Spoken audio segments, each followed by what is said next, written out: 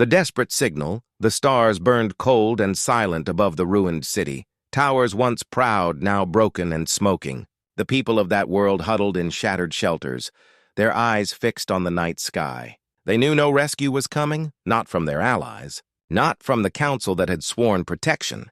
Their fleets were gone, their armies crushed, and the enemy moved without mercy in the grand chamber of the Galactic Council. Voices rose in panic. Leaders of dozens of worlds argued, shouted, pleaded. Some demanded surrender. Others demanded escape. All of them knew the truth. They were helpless before the dark swarm that swept from system to system. Nothing had stopped it. Nothing had even slowed it.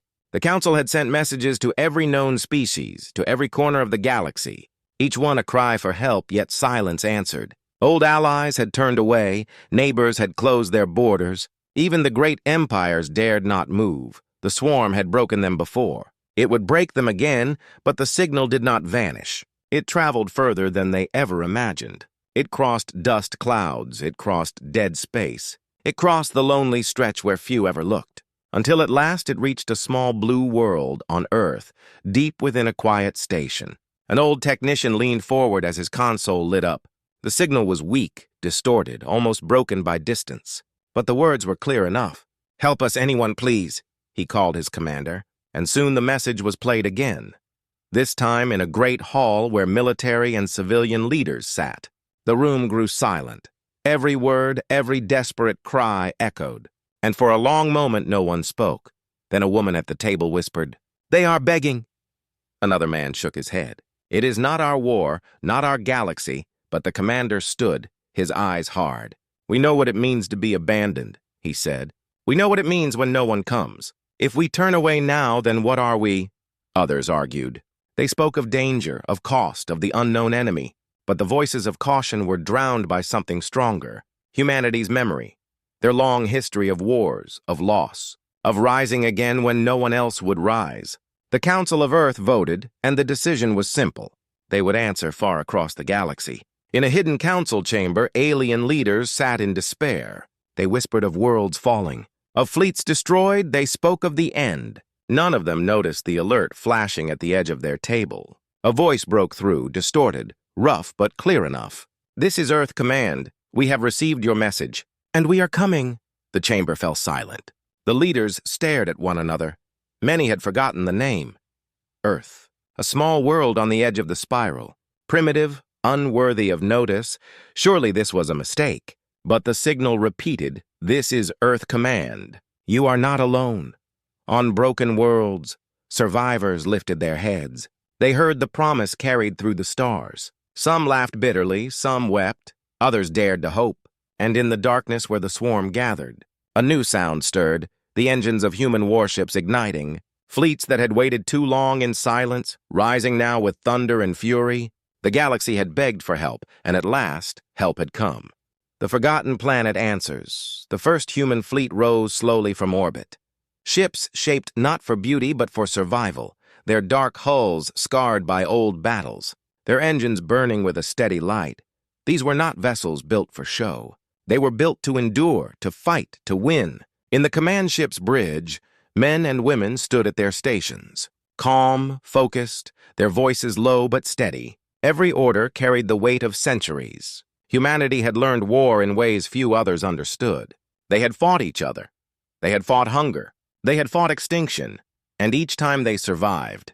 Now they moved together, silent and determined, as if the entire Earth had taken a single breath and chosen not to exhale until victory was won. The galaxy had dismissed them once, long ago, when Earth's first signals reached the stars. The Council had laughed. Primitive, they had said. Too fragile, too violent, too divided. Humans were seen as children who would never grow. But the galaxy did not see what happened in the shadows of Earth's history, the endless conflicts that forged unity, the disasters that taught compassion, the science that rose from fire and ruin. No one was watching when humanity changed. No one saw the steel hidden beneath their skin. The swarm, however, would see. The fleet crossed the void, each ship carrying thousands. Pilots, soldiers, engineers, medics, all bound by a promise. No one left behind. Inside the troop bays, soldiers sat strapped into their harnesses, their eyes steady, their armor plain, One young soldier whispered to another, "Do you think they even know who we are?" The older man shook his head. "Doesn't matter. They'll know soon enough." Their commanders had explained the mission clearly. They were not here to conquer, not here to claim. They were here to hold the line, to stand where no one else would. The first destination lay ahead, a system under siege. One of the last strongholds of an alien race once proud, now cornered, their defense shattered, their world burning. The surviving defenders had given up hope. Their skies filled with enemy craft. Their cities falling one by one, families buried in the rubble. Leaders preparing to surrender, and then the horizon lit with something new. Shadows of massive shapes appearing from hyperspace. Ships that carried the mark of no known empire. Engines burning with blue fire, their formations tight, precise. Unshaken by the storm waiting ahead, the defenders looked to the sky, their scanners flashing strange signals. Unknown fleet, unknown origin. They braced for the final strike, but instead a message cut through the chaos. "This is Earth Command Fleet. Stand by," a roar followed, not of retreat, not of surrender, but of battle, the humans charged. Their ships cutting through the swarm like blades through smoke, torpedoes striking with surgical precision, railguns thundering, fighter wings moving like living storms. Alien generals watching from the ground froze in disbelief. These humans were not like any soldiers they had seen before. They did not fight for pride. They did not fight for glory. They fought with a fierce calm, a relentless rhythm. Each action meant to save lives, a commander of the defenders whispered. "Impossible. How do they move like that?" Another answered. "They fight like they have already lost everything once." And it was true. Humanity fought with the memory of their own ruins, their own ashes. They carried ghosts into every battle, and those ghosts gave them strength on the surface below. Alien citizens gathered in the ruins of their capital. They heard the thunder above, saw the sky burning with trails of fire, and for the first time in years they felt something new, hope. In the council chambers far away, news arrived of the unknown fleet. Reports of impossible maneuvers, of battles turned in moments, of the swarm forced to retreat from places it had already claimed. The counselors stared at the name attached to the fleet. "Earth," a voice in the chamber whispered. "They came," another answered. "No, they returned, for in truth, humanity had never truly left the galaxy. They had been watching, waiting, preparing, and now, when the galaxy was on its knees, they stood. The forgotten planet had answered, and nothing would ever be the same again." The first clash, the alien world below burned. Its skies black with smoke, its seas red with fire, cities once shining now torn open like broken bones. The swarm had come as it always did, endless, merciless, consuming all, but this time, something different moved in the heavens above. The first human fleet had arrived, their formation cutting through the void like a blade. Engines roaring, weapons locked, the swarm shifted, turning its mass of ships toward this new prey in the command vessel. Captain Elias stood at the center of the bridge, his eyes calm, his voice steady. "Fire control," he ordered. "Sector 3, full barrage." The ship shook as railguns thundered, launching rounds faster than light could flee.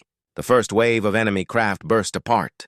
Debris raining like metal rain into the void, human fighters screamed forward, weaving between enemy lines with impossible precision. The swarm answered in kind. Thousands of their vessels broke formation. Surging toward the humans in a living tide, they expected panic, retreat, chaos. They had crushed fleets before with sheer numbers. But the humans did not scatter. Their ships moved like dancers in a storm, formations breaking and reforming. Each step measured, each strike exact.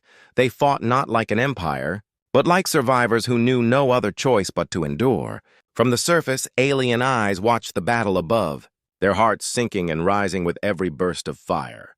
They had seen defenders before, all crushed, all broken, but never like this, never with such defiance. One alien child clutched his mother's hand and whispered, "Who are they?"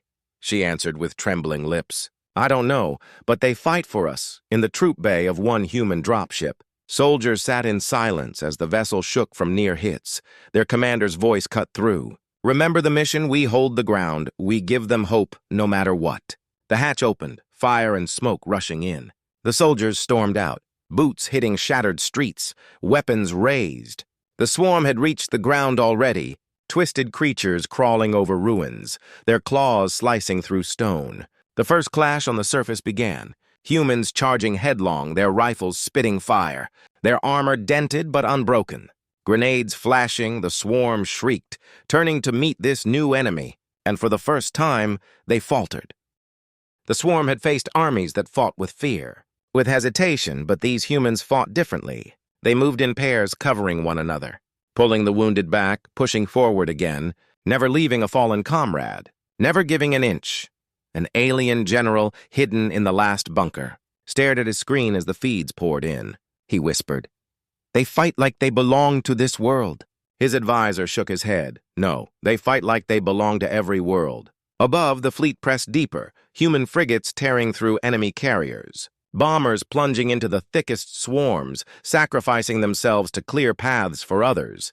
The enemy commander tried to regroup, but the humans would not allow it. Strike after strike broke their lines apart. Then came the moment that spread across the galaxy like fire.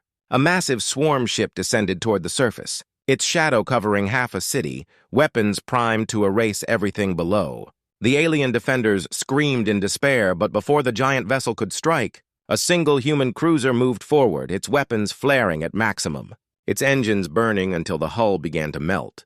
Captain Elias spoke quietly. "For Earth, for them, hold steady."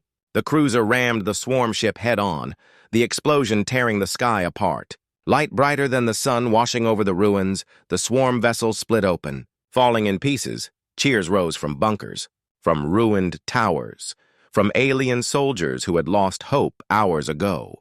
They shouted in disbelief, in joy, in tears. The swarm reeled back. Shaken for the first time, their endless confidence cracked.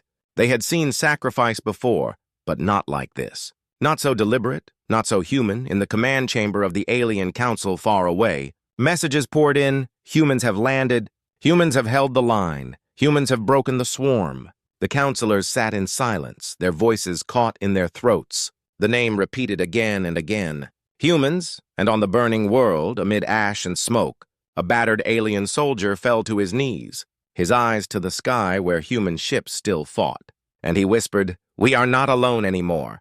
The first clash was over, and the galaxy would never forget it. Shockwaves across the stars' news traveled faster than any fleet, faster than the swarm itself, from one broken system to another, from burned colonies to distant outposts. The message spread. Humans came at first. Many dismissed it as rumor, survivors babbling in desperation. Surely no forgotten planet could stand against the swarm. But then came the recordings. The streams pulled from battlefield sensors.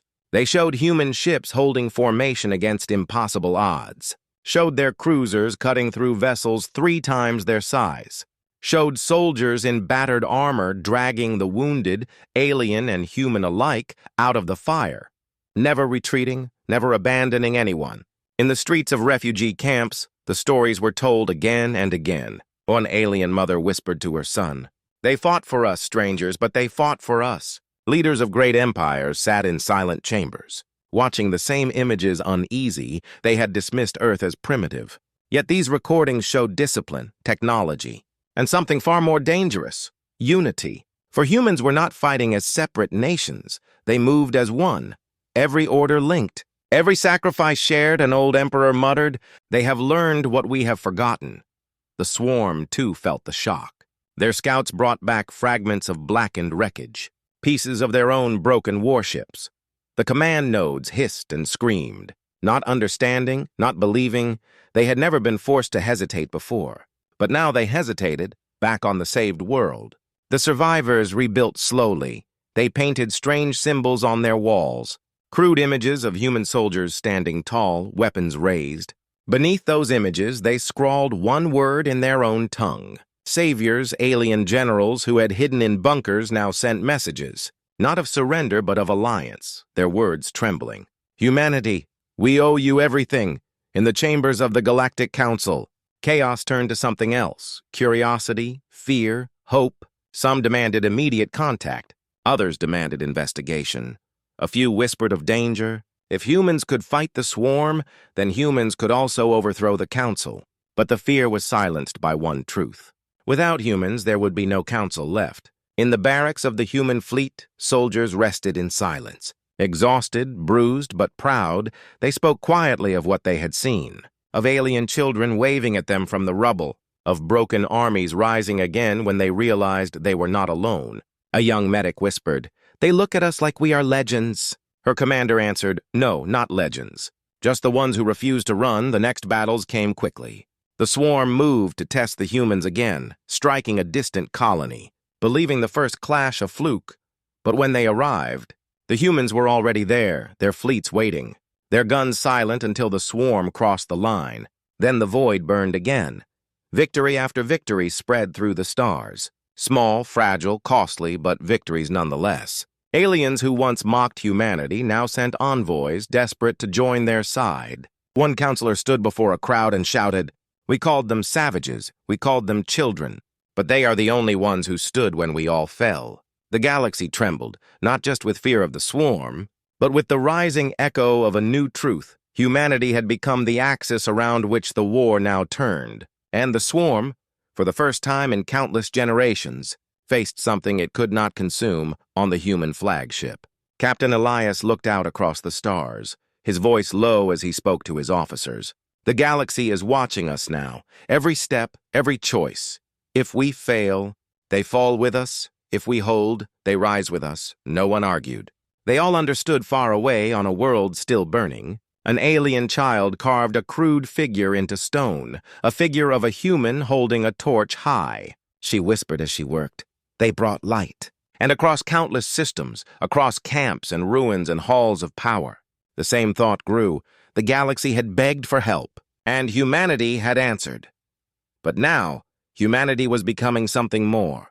A force the stars could no longer ignore. Shockwaves spread, and everyone knew. The war was no longer only survival. It was the beginning of a new age. The dawn of a new era. The war dragged on. System after system caught in the fire, but the pattern had changed. Where the swarm struck, humanity followed. Their fleets cutting through the void, their soldiers setting foot on broken worlds, their medics tending to wounds not their own. Again and again the swarm pushed forward, only to be met by the strange, unyielding defiance of humans in the refugee camps. Alien families whispered prayers not to their gods, but to the humans they had seen descend from the sky. They lit candles under banners painted with crude symbols of Earth, stars surrounding a single blue sphere. In the war council of the swarm, unease spread. Their commanders hissed and raged, but behind their anger was something new. Hesitation. They had faced countless foes, yet none had forced them back again and again. None had broken their momentum until now. Back in the Galactic Council chamber, silence ruled. The arrogance that once dismissed Earth had vanished. Now every leader leaned forward as human envoys entered the hall. Their uniforms plain, their eyes steady, they did not bow. They did not plead, they only spoke. "We are not here to rule," the envoy said. "We are not here to claim. We are here because we know what it means to stand alone. And we will not let you stand alone any longer." Some counselors wept openly, others lowered their heads in shame. A few whispered of danger still, but even they could not deny the truth. Without humans, their worlds would already be ash. In the days that followed, alliances formed. Not around the council, not around old empires, but around Earth. Fleets of alien design now sailed beside human warships. Their banners raised together in one great battle. The swarm launched its largest offensive yet. Hundreds of worlds at risk, billions in danger. The galaxy held its breath, and then the skies lit once more. Humans and aliens fighting side by side, shields overlapping, weapons coordinated. Humanity at the center, guiding, holding, refusing to fall. The battle raged for days, stars burned with fire. But when it ended, the swarm withdrew. Its endless tide finally broken, cheers rose across the galaxy. From deep mines to crystal towers, from desert camps to ocean cities, they spoke one phrase again and again. Humanity stood, and so did we, on the flagship. Captain Elias stood before his crew, his voice low. "This is not the end. The swarm will return, but so will we, and now, we are no longer alone." His words spread. Carried in transmissions, carried in whispers, carried in songs sung in camps and streets. An alien elder, scarred by war, told her grandchildren, I saw the day the galaxy changed. I saw the day the Forgotten Ones came. And they saved us all, from that day forward. History marked a new age, not the age of empires, not the age of the Council, but the dawn of unity. A dawn lit by a small world once mocked, once ignored. A world that rose when no one else dared. Earth. And though scars of war remained, though the swarm still lingered at the edges of the void, the galaxy no longer trembled alone. It trembled with hope, with courage, with the certainty that when the stars cried for help again, humanity would answer. The dawn of a new era had come, and it bore the mark of humankind,